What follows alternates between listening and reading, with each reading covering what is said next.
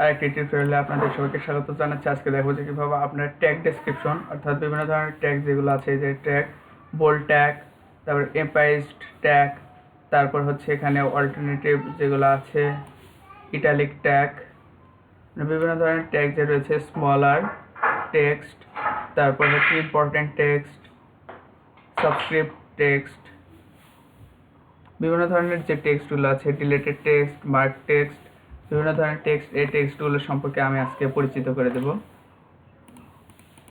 এখানে আমি একটা প্যারাগ্রাফ নিচ্ছি।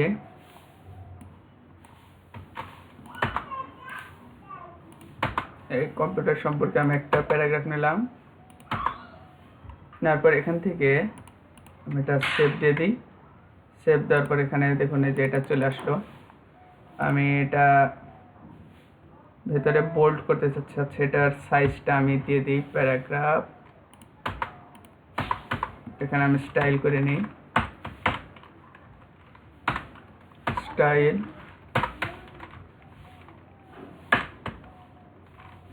স্টাইল করে নিলাম। এখানে আমি প্যারাগ্রাফ দিয়ে দিচ্ছি।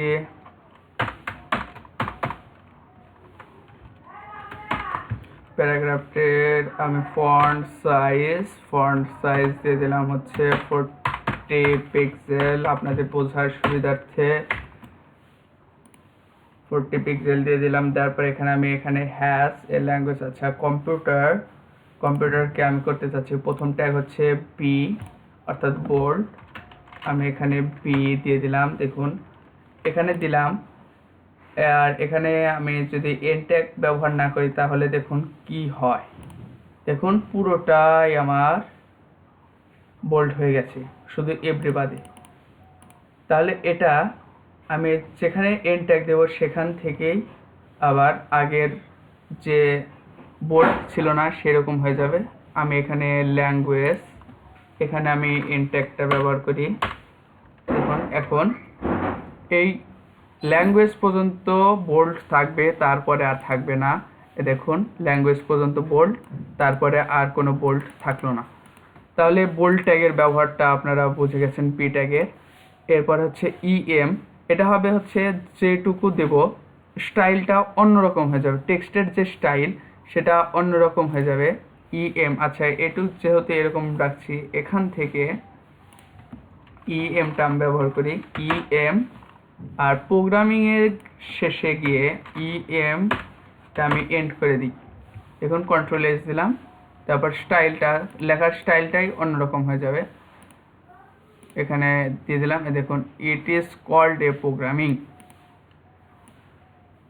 দেখুন প্রোগ্রামিং একটু স্টাইলটা অন্যরকম হয়ে গেল। এরপর হচ্ছে ইটালিক নাকি, এরপরে হচ্ছে আই ট্যাগের ব্যবহার। দেখুন আই ট্যাগের ব্যবহার আরও সুন্দর। এখানে আমি ল্যাঙ্গুয়েজ এইটুক হচ্ছে আই ট্যাগের ভিতরে রাখতে চাচ্ছি। এটাকে ক্লোজিং ট্যাগ, এটা ফার্স্ট ট্যাগ আই। এখন এটার যে ল্যাঙ্গুয়েজটা করেছি, দেখুন ল্যাঙ্গুয়েজ, এটার চেয়ে এটা একটু ভিন্ন রকম হয়ে গেল, মানে এটাতে সবগুলোতে একটু দাগ রয়েছে, এটার মতো নয়। এরপরে হচ্ছে আমাকে স্মল, মানে এটার চেয়ে একটু ছোট হয়ে যাবে। দেখুন স্মল ট্যাগটা আমি ব্যবহার করি, স্মল, দ্য কম্পিউটার পর্যন্ত আমি স্মলটা ব্যবহার করব। দ্য কম্পিউটার, এখানে স্মল দিয়ে দিলাম, এখানে লেজ কেটে অর্থাৎ কন্ট্রোল এস। দেখুন দ্য কম্পিউটার, দেখুন দ্য কম্পিউটার এগুলোর চেয়ে ছোট হয়ে গেছে। দেখুন এই যে এটা আর এটার মধ্যে পার্থক্য অনেক। স্মল, এখন এই ট্যাগগুলো কেটে আই ট্যাগ ব্যবহার,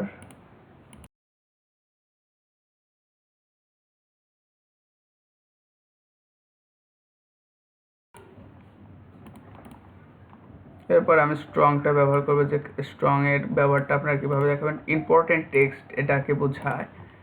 এটা আমি এখান থেকে ইম্পর্টেন্ট একটা টেক্সট যেটা সবার জানার চোখে পড়ে, এটা এরকম আমি এখানে দিয়ে দিচ্ছি ইট ক্যান সলভ, এখানে আমি এই ইম্পর্টেন্ট একটা ব্যবহার করতে চাচ্ছি স্ট্রং, এটা স্ট্রং, দেখুন এটা একটু অন্যরকম হয়ে যাবে, দেখুন ইট ক্যান সলভ, এটা বোল্ডের মতো কিন্তু আচ্ছা এখানে আমি স্ট্রং, এখানে আমি একটা স্টাইল দিয়ে দিই, স্টাইল এখানে আমি রেড দিতে পারি, স্টাইল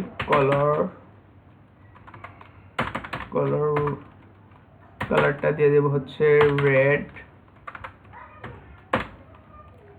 দেখুন এই যে ইট ক্যান সলভ, এটা ইম্পর্টেন্টের ভিতরে দিয়ে দিলাম সলভ, এভাবে আপনারা এখানে স্ট্রং এটা কেটে দিলাম, এই যে ডটের তার জন্য ডটটা অন্য কালার হয়ে যাবে, দেখুন ইট ক্যান সলভ, এটা ইম্পর্টেন্ট ট্যাগ হিসাবে ব্যবহার করা হয়েছে। আর এরপরে সাব যে ট্যাগটা রয়েছে এটা সাবস্ক্রিপ্টেড টেক্সট, এটা দেখুন আমি এটা সাবটা এখানে আমি দিস আওয়ার লাইভ, এখানে আমি সাবটা ব্যবহার করি, সাব এখানে সাব এন্ড, এখন দেখুন সাব এন্ড, এ দেখুন এটা কিন্তু নিচে চলে গেল, সাব অর্থ নিচে চলে যাবে, এটা হচ্ছে সাবের একটা কাজ। এরপরে আমি সাব যে আছে, তারপর হচ্ছে সুপার যেটা আছে এটাতে আমি দেখাই, সাব এখানে সাবের কাছে পি, এখানে বির কাছে পি দিয়ে দিলাম, কন্ট্রোল এস, এটা যেহেতু নিচে আছে দেখুন এটা উপরে চলে গেল। সাব আর সাব এর মধ্যে পার্থক্যটা আপনারা অলরেডি বুঝে গেছেন, আমি আরেকটা দেখাই, এখানে একটা পি ট্যাগ নিলাম, এখানে একটা পি ট্যাগ নিলাম, এখানে আমি 2 আর এখানে আমি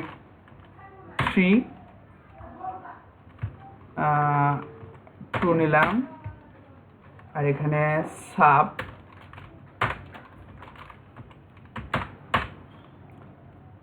এখানে সাব 3 সাব না এটা সাব নিতে হবে, এখানে সাব 3, তাহলে এখানকার ঘটনাটা দেখুন 2 কিউব হয়ে গেল, এখানে যদি আমি 4 দিই দেখুন 2 পাওয়ার 4, তাহলে এটা সাবের ব্যবহার দেখতে পারলেন যে সাব, এটা আরো সুন্দরভাবে বুঝিয়ে দিলাম যে এখানে যদি আমি 3 কিউব দিই এখানে যেখানে 3 কিউব হয়ে যাবে, মানে এটা স্কোয়ার, এখানে যদি আমি স্কোয়ার দিই 2 দেখুন এখানে স্কোয়ার চলে আসলো।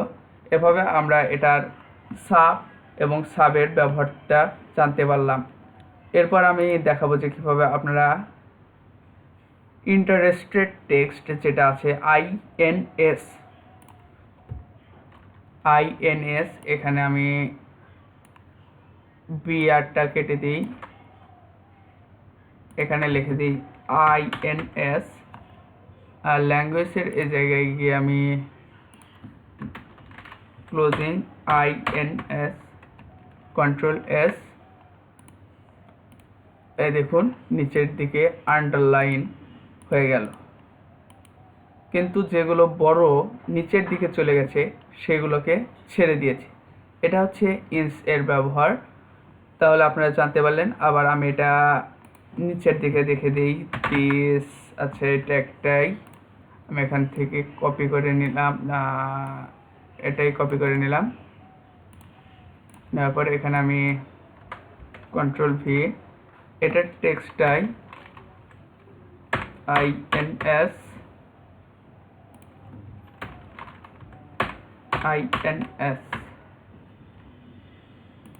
ইনসার্টেড টেক্সট যেটা রয়েছে দেখুন ইনসার্টেড টেক্সট, সরি এখানে তার জন্য এটা এখন কাজ করবে, দেখুন নিচের দিকে আন্ডারলাইন হয়ে গেল।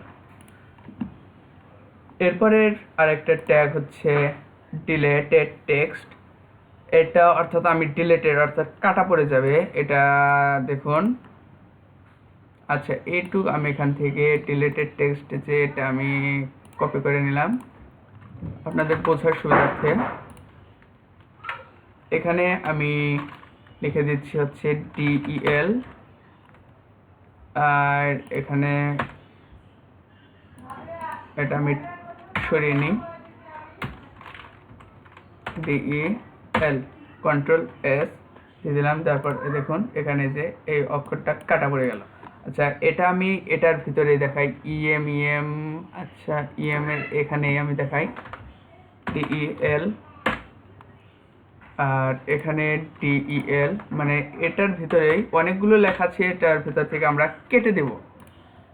দেখুন এই যে কেটে গেল। এটা হচ্ছে ডেল এর কাজ। আর এরপরে আছে হচ্ছে মার্ক। আমরা কিভাবে একটা ওয়ার্ডকে মার্ক করব তার জন্য আমি এখান থেকে একটু আমি কপি করে দিই, বা হাইলাইটেড মার্ক বা হাইলাইটেড, সরি, কপি করে নিলাম। তারপরে এখানে আমি পেস্ট করে দিলাম। এখানে আমি মার্ক করে দিই MARK, মার্ক। এখানে